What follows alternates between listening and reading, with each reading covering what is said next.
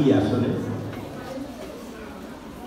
সক্রেটিসের বিখ্যাত কথা দিয়ে যদি আমি শুরু করি, নো থাইসেলফ, আগে নিজেকে চিনো।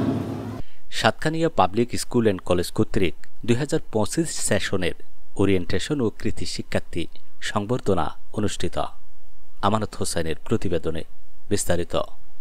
বৃহস্পতিবার সকাল 10টায় Satkania public school and college কর্তৃক আয়োজিত 2025 সেশনের ওরিয়েন্টেশন ও কৃতি শিক্ষার্থী সংবর্ধনা অনুষ্ঠানে প্রধান অতিথি হিসেবে উপস্থিত ছিলেন বিশিষ্ট শিক্ষাবিদ ও পরিবেশ বিজ্ঞানী, চট্টগ্রাম বিশ্ববিদ্যালয়ের ভূগোল ও পরিবেশ বিদ্যা বিভাগের অধ্যাপক ড কাজী মোহাম্মদ বরকত আলী, প্রতিষ্ঠানের উপাধ্যক্ষ সুমল কান্তি দত্ত, এর সঞ্চালনায় অধ্যক্ষ হোসাইন আল হিসাম, মোহাম্মদ জাবেদ, এর সভাপতিত্বে আরও উপস্থিত ছিলেন প্রতিষ্ঠানের পরিচালক ফরিদুল আলম, একাডেমিক কমিটির আহ্বায়ক মোহাম্মদ শহীদুল্লাহ, অভিভাবক মোহাম্মদ জসিমউদ্দিন, মাস্টার এনামুল হক প্রমুখ।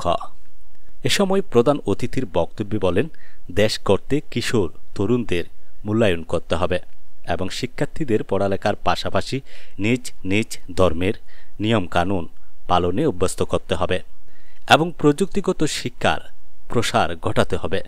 তাহলে দক্ষ ও আদর্শ নাগরিক গঠন করা সম্ভব হবে।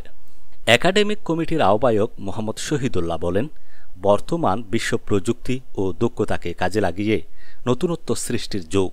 তাই বর্তমান বিশ্বের সাথে তাল মিলিয়ে যেন দক্ষ ও আদর্শ নাগরিক গড়ে তুলতে পারি, এজন্য আমরা প্রথম ডিজিটাল স্কুল প্রতিষ্ঠা করেছি এবং তা দক্ষ ও প্রশিক্ষণপ্রাপ্ত শিক্ষক দ্বারা পরিচালনা করে আসছি দীর্ঘ 7 বছর ধরে।